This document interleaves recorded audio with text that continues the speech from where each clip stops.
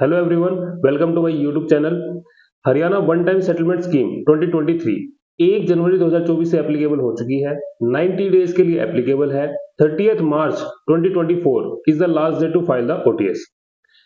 Friends, last video में हमने ये तो देख लिया था कि जो ओटीएस स्कीम है ये किसके ऊपर एप्लीकेबल है, इस ओटीएस स्कीम में कितना बेनिफिट दिया गया है, इस ओटीएस स्कीम को मुझे बेनिफिट लेने के लिए मुझे क्या-क्या फॉर्म फाइल करने हैं और कौन से ऐसे पर्सन हैं जो इस ओटीएस स्कीम का बेनिफिट नहीं ले सकते। राइट, ये सब चीजें हमने लास्ट वीडियो में कवर की थी। बट आज हम प्रैक्टिकली ये देखेंगे कि अगर मुझे ओटीएस स्कीम का बेनिफिट लेने के लिए मुझे ओटीएस फॉर्म फाइल करना है तो वो फॉर्म जो फाइल करना है वो कौन सी वेबसाइट के ऊपर जाकर के फाइल करना है और किस तरीके से वो फॉर्म फाइल होगा। तो चलिए फ्रेंड्स स्टार्ट करते हैं। यहाँ पर हरियाणा ओटीएस स्कीम के ऊपर हमने एक आर्टिकल पब्लिश किया हुआ है अपने वेबसाइट के ऊपर। इस आर्टिकल का लिंक हम इसके वीडियो के डिस्क्रिप्शन बॉक्स में भी दे देंगे। तो चलिए फ्रेंड्स स्टार्ट करते हैं। यहाँ पर सबसे पहले मुझे क्या करना है, सबसे पहले यहाँ पर मुझे haryanaTax.gov.in पे जाना है। जैसे ही इस पे मैं जाऊंगा इस तरीके का मेरे पास इंटरफेस आ जाएगा। इस इंटरफेस में दो जगह वन टाइम सेटलमेंट स्कीम 2023 के ऑप्शन दिए गए हैं, दो जगह टैब दिए गए हैं।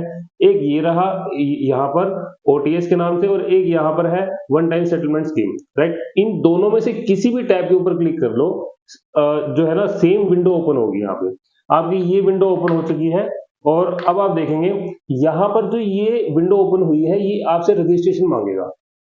अगर आप ओटीएस अप्लाई कराना चाहते हैं, फर्स्ट टाइम ओटीएस अगर आपका रजिस्ट्रेशन नहीं बना हुआ है, यहाँ पे अकाउंट नहीं क्रिएट हो रहा था, तो फर्स्ट ऑफ ऑल आपको साइन अप करना है। साइन अप का मतलब आपको यूजर रजिस्ट्रेशन करना है। राइट, नीचे एक ऑप्शन आ रहा है sign up for the OTS registration. जैसे ही इस पे मैं क्लिक करता हूँ यहाँ पर यूजर रजिस्ट्रेशन से रिलेटेड कई सारी डिटेल मुझसे मांगेगा। राइट, अब यहाँ पर मुझे क्या करना है, फर्स्ट ऑफ ऑल आपको जिस भी टिन नंबर के लिए, सेल टैक्स नंबर के लिए आप अपना ओटीएस अप्लाई कर रहे हैं उसकी कुछ डिटेल आपको रेडली अवेलेबल रखनी है। राइट, यहाँ पर क्या मांग रहा है, आपको एप्लीकेंट का नाम मांग रहा है, कॉन्स्टिट्यूशन प्रोप्राइटरशिप है या फिर आपका जो है पार्टनरशिप है, प्राइवेट लिमिटेड कंपनी है, वो इस सब यहाँ पर आपसे डिटेल मांगेगा। अब यहाँ पर आपको रजिस्टर्ड करके जो भी आपका टिन नंबर है वो आपने यहाँ पर टिन नंबर डाल देना है और उसके बाद यहाँ पर पैन नंबर डाल देना है अकॉर्डिंगली पार्टी का। राइट, यहाँ पर मोबाइल नंबर, ईमेल आईडी और यहाँ पर एड्रेस डालने के बाद अब यहाँ पर जो आपका जुरिडिक्शनल डिस्ट्रिक्ट है, वार्ड है, ये सब चीजें आपको डालनी है। बट आपको एक चीज ध्यान रखनी है, जैसे डिस्ट्रिक्ट में सपोज मैंने यहाँ पे सोनीपत सिलेक्ट कर लिया, सोनीपत सिलेक्ट करने के बाद जो जुरिडिक्शनल वार्ड है, यहाँ पर फ्रेंड्स अगर आपको वार्ड को लेकर के कोई कंफ्यूजन है, अगर आप श्योर नहीं है वार्ड को लेकर के कि मेरा वार्ड कौन सा है, तो उसके लिए आपको किसी पर्टिकुलर वार्ड को ना सिलेक्ट करके 00 जो फर्स्ट ऑप्शन है ये 00 इस पे क्लिक करना है। गवर्नमेंट की जो गाइडलाइंस आई है उस गाइडलाइंस के हिसाब से गवर्नमेंट ने ये कहा है कि अगर आपको वार्ड को लेकर कोई कंफ्यूजन है, कोई क्लैरिटी नहीं है, तो आप 00 सिलेक्ट कर लीजिए। राइट, तो उसको डिपार्टमेंट ऑटोमेटिकली जो उसका राइट वार्ड होगा वहां पर उसको फाइल प्रोसेसिंग के लिए भेज दी जाएगी। अब फ्रेंड्स नीचे देखेंगे अथोराइज सिग्नेटरी। यहाँ पर अथोराइज सिग्नेटरी की डिटेल मांगी जा रही है। अथोराइज सिग्नेटरी बेसिकली यहाँ पर जो आप अथोराइज सिग्नेटरी की डिटेल आप डालेंगे, जो भी डिपार्टमेंट की कोरेस्पोंडेंस होगी वो इसी ईमेल आईडी पे होगी। राइट, कोई भी अगर आपको डेफिशिएंसी मेमो डिपार्टमेंट की तरफ से इशू किया गया है या कोई और डिस्क्रिपेंसी के लिए कोई डॉक्यूमेंट आपको मंगाए जा रहे हैं या आपको अप्रूवल दिया जा रहा है, तो वो सब चीजें जो है आपको ऑथोराइज सिग्नेटरी की ही ईमेल आईडी पे आपको कोरेस्पोंडेंस दी जाएगी। तो आपको अकॉर्डिंगली यहाँ पर बड़ा सोच समझ के ही आपको यहाँ पे ईमेल आईडी डालनी है। अब फ्रेंड्स यहाँ पर ऑथोराइज सिग्नेटरी के केस में अगर आपका प्रोप्राइटरशिप है, मेरे केस में ये प्रोप्राइटरशिप फॉर्म है, प्रोप्राइटरशिप फॉर्म के केस में क्योंकि जो अथोराइज सिग्नेटरी है वो मेरा प्रोप्राइटर ही है, तो यहाँ पर मैं अगेन अपने प्रोप्राइटर की ही डिटेल डालूंगा। राइट, वही सेम ईमेल आईडी जो ऊपर मैंने मेंशन करी थी वही ईमेल आईडी यहाँ मेंशन करूंगा, सेम मोबाइल नंबर यूज करूंगा। राइट, लेकिन अगर आपकी कोई पार्टनरशिप फॉर्म है या प्रोप्राइटर प्राइवेट लिमिटेड कंपनी है, तो उस केस में प्राइवेट लिमिटेड कंपनी के केस में आप किसी न किसी एक डायरेक्टर को ऑथोराइज करेंगे। राइट, तो ऑथोराइज जिस भी डायरेक्टर को आप ऑथोराइज कर रहे हैं उसकी डिटेल यहाँ पर डाली जाएगी with letter of authorisation. But इस केस में अभी हम नीचे देखेंगे, यहाँ पर देखेंगे जो भी in case of any partnership form, in case of any private limited company, तो दोनों ही केसेस में या प्रोप्राइटरशिप के अलावा एलएलपी का केस है, तो उन सब केसों में आप किसी ना किसी एक पार्टनर या ऑथोराइज डायरेक्टर को अथोराइज करेंगे, राइट, जो अथोराइज करेंगे उसकी डिटेल यहां पर जानी है, और जो अथोराइज सिग्नेटरी होगा उसी का पैन कार्ड या आधार कार्ड, जो भी आपका आईडी प्रूफ है, आपने यहाँ पे आईडी प्रूफ भी उसको एनक्लोज करना है, अपलोड करना है, राइट। जो अथोराइजेशन लेटर है वो अथोराइजेशन लेटर भी आपको अपलोड करना है, बट ये ऑप्शनल फील्ड है, that is not a mandatory field, right. यहाँ पर आपको अथोराइजेशन, जो लेटर ऑफ अथोराइजेशन मांगा गया है, ये आपकी मैंडेटरी फील्ड नहीं है, आप इसे इग्नोर कर सकते हैं। आपने जो पासवर्ड सेट करना है वो आप यहाँ पे पासवर्ड सेट कर लीजिए, और यहाँ पर आईडी प्रूफ, जो भी सपोज आपने कोई भी जो अथोराइज डायरेक्टर है, अथोराइज पार्टनर है, या मेरे केस में प्रोप्राइटर है, उसका मैं अगर पैन कार्ड अपलोड कर रहा हूं तो मुझे पैन नंबर यहाँ पर डालना है, राइट। तो इस तरीके की यहाँ पे हमें एक्टिविटीज करनी है। अब यहाँ पर जैसे आप इसे कैप्चा डाल करके रजिस्टर पे क्लिक करेंगे तो ऑटोमेटिकली आपसे वेरिफिकेशन के लिए आपसे एक ओटीपी मांगा जाएगा, वो ओटीपी डालना है तो आपका अकाउंट क्रिएट हो जाएगा, राइट। जब आपका अकाउंट क्रिएट हो जाएगा, अकाउंट क्रिएट होने के बाद, अकाउंट क्रिएट होने के बाद की कहानी के बारे में अब हम बात करते हैं, क्योंकि ये तो आपने सिर्फ सिंपली आपने साइन अप करना है, रजिस्ट्रेशन करना है। अब हम बात करते हैं कि आपको ओटीएस अप्लाई किस तरीके से करना है। ओके, तो मैं यहाँ से दोबारा ओटीएस पे क्लिक करता हूँ। ओटीएस पे क्लिक करने के बाद यहाँ पर मैं अपनी डिटेल डालता हूँ। सपोज मैंने यहाँ पे अपनी डिटेल डाली,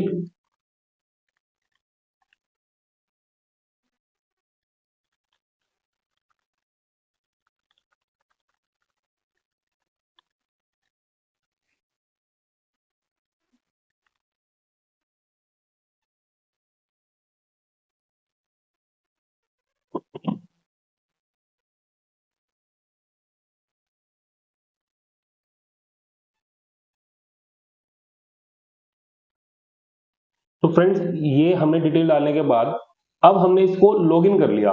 लॉगिन करने के बाद यहाँ पर ये इस तरीके की मेरे पास एक विंडो आई, जहां पर मुझे कुछ टैब्स दिए जा रहे हैं। इस टैब्स में पहला जो टैब है, फर्स्ट टैब है नोटिफिकेशन का।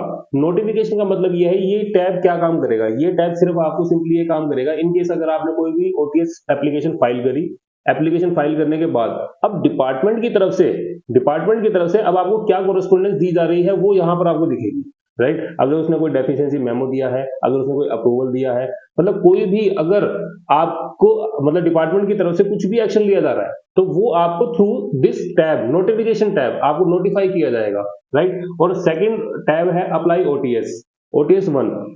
ओटीएस फॉर्म को फाइल करने, ओटीएस जो हम फॉर्म फाइल करेंगे that is OTS 1, right. OTS 1 में हम फॉर्म फाइल करेंगे, ओटीएस 2 में हमें एक्नॉलेजमेंट मिलेगी। तो अब हमने जो ओटीएस 1 फाइल करना है वो इस टैब में जाकर के करना है, अभी हम इसको यूज करेंगे। बट ओवरऑल जो टैब दिए गए हैं वो उस टैब पर क्या क्या काम है वो एक बार हम डिस्कस कर लेते हैं। लिस्ट ऑफ सबमिटेड फॉर्म, जो भी आप फॉर्म फाइल कर रहे हैं, आपने ओटीएस 1 फाइल किया वो आप यहां पर देख सकते हैं आगे। अगर आपको डिस्क्रिपेंसी का नोटिस आया, उस डिस्क्रिपेंसी के लिए आपने रिप्लाई फाइल किया, वो भी आप जाकर यहाँ पे देख सकते हैं। जो भी आपके सबमिशंस हैं वो आप यहाँ पे जाकर के देख सकते हैं। व्यू रिसीव्ड ऑर्डर, ऑर्डर की कॉपी देख सकते हैं। कोई भी आपने एप्लीकेशन डाली, उस एप्लीकेशन को आप यहाँ पे ट्रैक कर सकते हैं, और रेक्टिफिकेशन में जाकर के आप रेक्टिफिकेशन से रिलेटेड आपको एक्टिविटीज पता लग जाएगी। अब मुझे क्या करना है, मुझे ओटीएस 1 अप्लाई करना है। ओटीएस 1 जैसे ही मैं ओटीएस 1 पे क्लिक करता हूं तो ये सब डिटेल मेरे पास आ गई।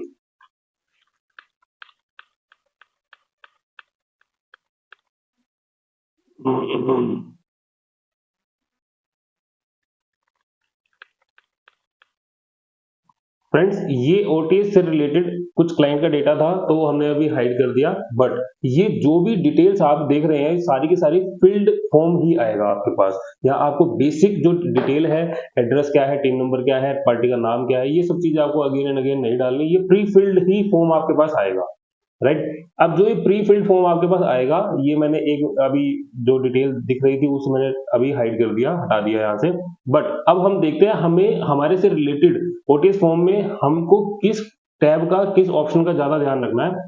यहाँ पर देखेंगे अब आपसे थर्ड पॉइंट में क्या पूछा जा रहा है। थर्ड पॉइंट में आपसे ये पूछा जा रहा है कि किस रेलिवेंट एक्ट या किस रेलिवेंट पीरियड के लिए आप ओटीएस 1 फाइल कर रहे हैं, राइट। अब हमने यहाँ पर इस आर्टिकल में चलते हैं, यहाँ पर हमने इंपॉर्टेंट की पॉइंट टू नोट में हमने यहाँ पर ये डाला था कि separate assessment year, separate application.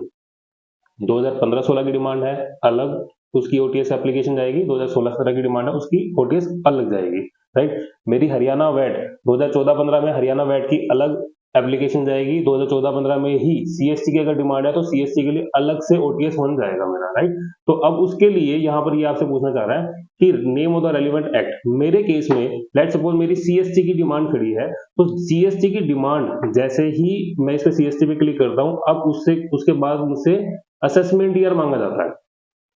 Friends, यहाँ पर कंफ्यूज होने की जरूरत नहीं है। सेल्स टैक्स में असेसमेंट ईयर और फाइनेंशियल ईयर एक ही होता है। यहाँ पर हमको फाइनेंशियल ईयर से एक साल आगे करके असेसमेंट ईयर यहाँ पे डालने की जरूरत नहीं है। सेम जो फाइनेंशियल ईयर है वही हमारा असेसमेंट ईयर रहने वाला है, राइट। मेरे केस में यहाँ पर 2015-16 की डिमांड है, 2015-16 की डिमांड है। अब यहाँ पर आपसे देखो ये दो चीजें पूछ रहा है, whether any case are pending before any appellate authority under the relevant act, right. हमने वहां पर देखा था कि अगर आपका कोई भी मैटर अपील में चल रहा है, कोई भी मैटर अपील में चल रहा है और उस मैटर से रिलेटेड आप ओटीएस का बेनिफिट लेना चाहते हैं, तो उसके लिए आपको रिकॉल करना है। उस टाइम हमने ये देखा था कि हमने जो अपील पहले विड्रॉ करनी है, विड्रॉ करने के बाद उस अपील विड्रॉ करने का प्रूफ भी मुझे ओटीएस के साथ अपलोड करना है, राइट। बट मेरे केस में कोई भी अपील पेंडिंग नहीं है जिसके लिए मैं ओटीएस फाइल कर रहा हूं, राइट। यहां पर मैंने इसे नो कर दिया। अब यहां पर इसने मुझसे पूछा whether criminal proceeding have been initiated. अब फ्रेंड्स आपको याद होगा हमने यहां पर इसको देखते हैं, यहां पर देखो criteria for in eligibility under OTS 2023 कि अगर क्या क्राइटेरिया है। लॉ ने यहां पर ये कहा था कि अगर आपके अगेंस्ट क्रिमिनल प्रोसीडिंग स्टार्ट हो रखी है तो आप ओटीएस का बेनिफिट नहीं ले सकते, राइट। और सेकंड केस आपको ये बताया था कि अगर आपने गवर्नमेंट से एरनियस रिफंड ले लिया तो भी आप ओटीएस के लिए एलिजिबल नहीं हो। तो यही चीज आपसे यहाँ पे पूछी जा रही है, whether criminal proceeding, I said no. यहाँ पर मेरे केस में कोई क्रिमिनल प्रोसीडिंग नहीं है। थर्ड, डिमांड, कोई डिमांड आपने एरनियस रिफंड के अगेंस्ट है क्या? मैंने कहा जी मैंने कोई भी गवर्नमेंट से कोई रिफंड नहीं लिया था, इसलिए मैंने यहाँ पर इसे नो सिलेक्ट कर लिया।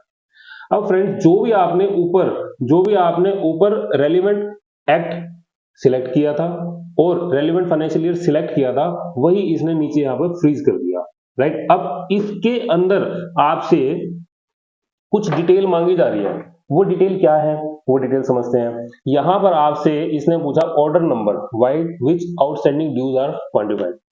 आपको फर्स्ट ऑफ ऑल जिस भी रेलिवेंट असेसमेंट ईयर के लिए, फाइनेंशियल ईयर के लिए आप ओटीएस अप्लाई कर रहे हैं, फर्स्ट ऑफ ऑल आपको उस असेसमेंट ईयर का ऑर्डर की कॉपी आपको आपके हाथ में होनी चाहिए, राइट।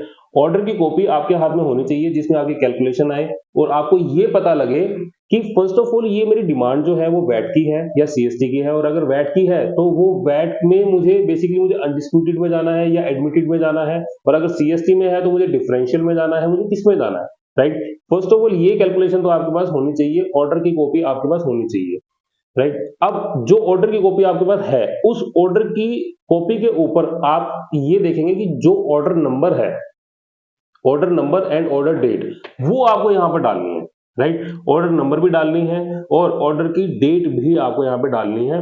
अब उसके बाद अब आपसे ये क्या पूछता है कि उस ऑर्डर में टोटल अमाउंट कितना है, राइट। हो सकता है कि आपके केस में 1 लाख रुपए की डिमांड हो, राइट, और उसमें 20,000 रुपए की पेनल्टी हो, कोई आपने रिटर्न लेट फाइल कराई या कुछ भी है तो आपके 20,000 रुपए की पेनल्टी है, और ये मान लीजिए कि आपकी 15,000 रुपए की आपका इंटरेस्ट भी है, राइट। अब इस कॉलम में आपने पूरे 1 लाख रुपए का अमाउंट डालना है, राइट। यहां पर आपने पूरे 1 लाख रुपए का अमाउंट डालना है, जहां पर ये लिखा गया है total amount involve in order, right. उस ऑर्डर में कितना अमाउंट इन्वॉल्व है। अब उसके बाद यहां पर आपने ये सिलेक्ट करना है कि जिस ऑर्डर के जो भी उसमें अमाउंट इन्वॉल्व है, अगर आप सीएसटी की बात कर रहे हैं तो सीएसटी के जो भी अमाउंट है आपका जो इन्वॉल्व है 1 लाख रुपए, वो 1 लाख रुपए आपने यहाँ पे डाल दिया। अब यहां पर ये पूछना चाह रहा है कि जो भी आप ओटीएस अप्लाई कर रहे हैं वो एडमिटेड टैक्स की कैटेगरी में है, अनडिस्प्यूटेड में है, डिस्प्यूटेड में है, डिफरेंशियल में है, वो यहां पर आपको स्पेसिफाई करना है। और जैसे ही सपोज मैंने यहाँ पे 1 लाख रुपए का अमाउंट डाल दिया, राइट, 1 लाख रुपए का अमाउंट डाल दिया, अब यहाँ पे जैसे ही मैंने इसे डिफरेंशियल की कैटेगरी में डाला, क्योंकि मेरी सीएससी की डिमांड है, मेरा हो सकता है मेरी किसी पार्टी से सी फॉर्म ना आया हो, एफ फॉर्म ना आया हो, जिसकी वजह से मेरी ये डिमांड क्रिएट हो गई, तो मैंने यहाँ पे डिफरेंशियल कैटेगरी में डाल दिया। अब मुझे इस 1,00,000 रुपए को फर्स्ट ऑफ ऑल मुझे बाइफरकेट करना है, मुझे कैटेगराइज करना है, मुझे ये देखना है कि इस 1,00,000 रुपए में से टैक्स का अमाउंट कितना है, इंटरेस्ट का अमाउंट कितना है, पेनल्टी का अमाउंट कितना है, राइट? मुझे अब इस चीज को क्लासिफाई करना है। अब यहाँ पे मुझे क्या करना है, अमाउंट ऑफ टैक्स इन्वॉल्व और any other amount payable, right? यहाँ पर मैंने यहाँ पे इसको बोल दिया कि मेरा 65,000 अमाउंट ऐसा है जो कि टैक्स से रिलेटेड है, जो कि टैक्स से रिलेटेड है। अब मैंने 65,000 मैंने यहाँ पर डाला और 65,000 के ऊपर ही इसने 30% की कैलकुलेशन ले ली, राइट? अब ये कहता है कि जी आपको 19,500 रुपए जमा कराना है। अब लेकिन उसमें से मुझे अब यहाँ पर ये भी स्पेसिफाई कराना है कि इंटरेस्ट अमाउंट इसमें कितना है। मैंने कहा जी मेरे केस में 15,000 मेरा इंटरेस्ट था शॉर्ट पेमेंट का, तो उसने 15,000 इसमें किया। अब ये पूछता है कि क्या इस 15,000 में कुछ सेटलमेंट अमाउंट भी है क्या? सेटलमेंट अमाउंट का मतलब क्या हुआ कि जो मुझे गवर्नमेंट को देना है। सेटलमेंट अमाउंट का मतलब हुआ जो मुझे गवर्नमेंट को देना है। अब लेकिन गवर्नमेंट ने जो इंटरेस्ट है, देखो जो इंटरेस्ट होगा that will always be connected with your tax amount, right? लेकिन पेनल्टी के केस में ऐसा नहीं है। पेनल्टी के केस में ऐसा नहीं है।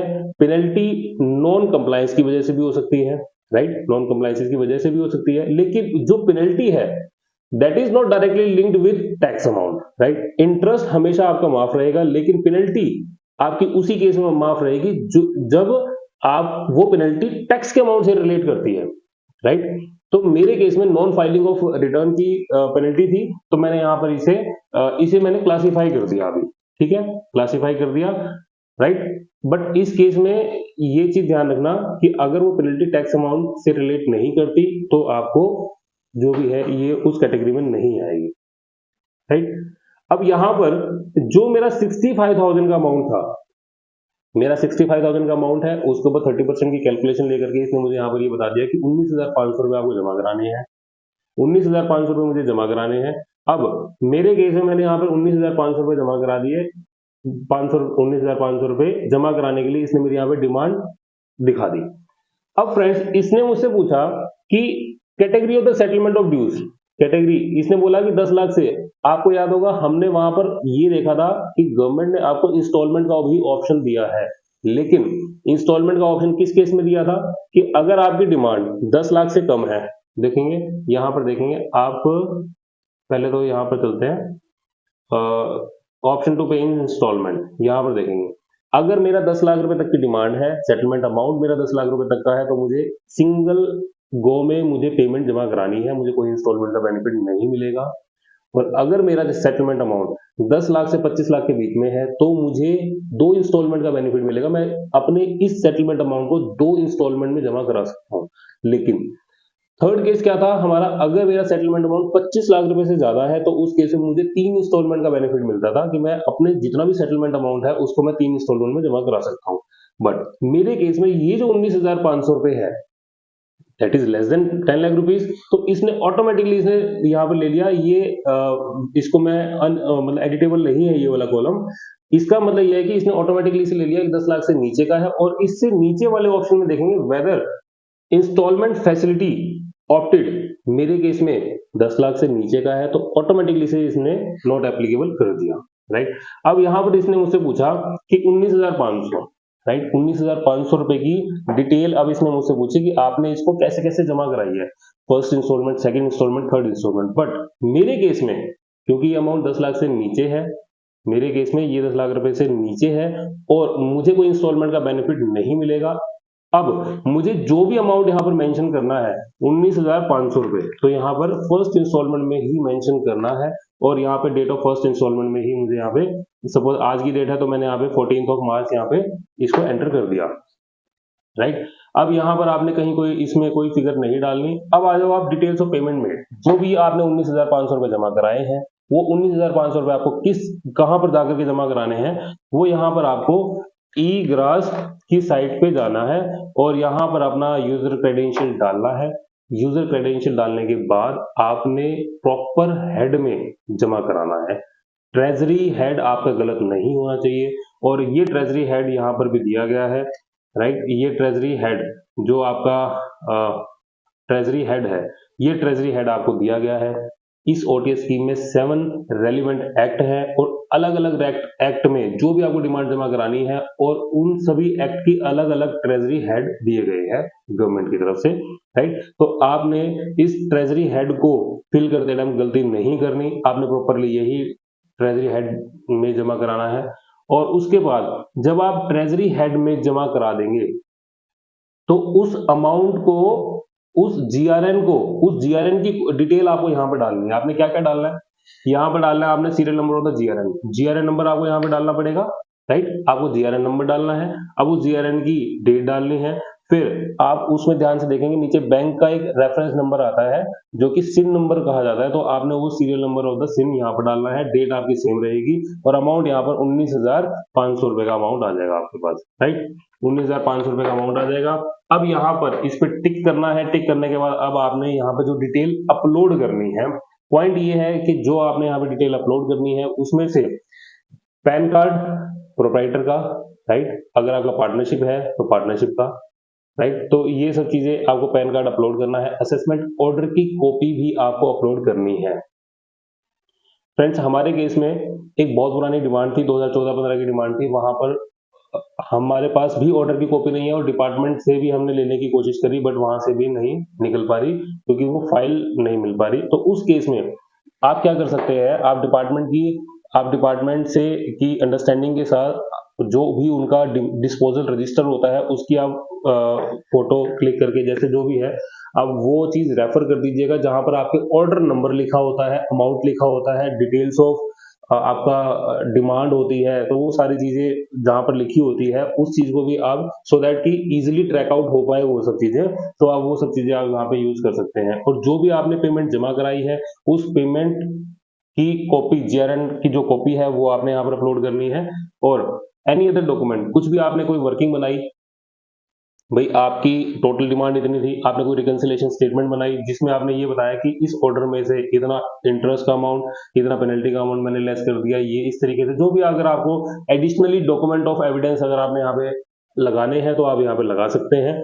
और उसके बाद यहाँ पर आपने proof of payment appeal, pending appeal, right. ये सब चीजें वही है जो हमने लास्ट टाइम डिस्कस किया था कि इन केस अगर आपने कोई अपील के अगेंस्ट, कोई मैटर है आपका अपील में चल रहा है और उसके अगेंस्ट आप ओटीएस फाइल करना चाहते हैं, तो फर्स्ट ऑफ ऑल आपको वो पेंडिंग जो अपील है वो विड्रॉ करनी पड़ेगी और विड्रॉ करने के बाद ही उस अमाउंट को यहाँ पे कर सकते हो और उससे रिलेटेड डॉक्यूमेंट्री एविडेंस आपने यहाँ पे अपलोड करनी है। तो ये डिक्लेरेशन है, यहाँ पर आपने प्लेस एंटर करना है और यहाँ पे पार्टी का नाम आ जाएगा और यहाँ पर आपने इसे सबमिट जैसे क्लिक करेंगे आपका ओटीएस 1 एप्लीकेशन जो है वो फाइल हो जाएगी।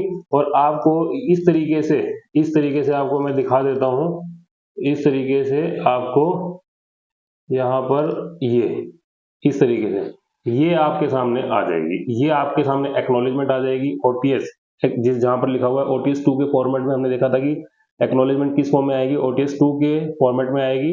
Your application is OTS 1, reference number so and so, dated so and so, ये सब चीजें आपकी यहाँ पर आ जाएगी, राइट। और अगर आपको वीडियो अच्छी लगी हो तो आप इसे शेयर भी कर दीजिएगा, चैनल को सब्सक्राइब भी कर दीजिएगा। Thank you very much.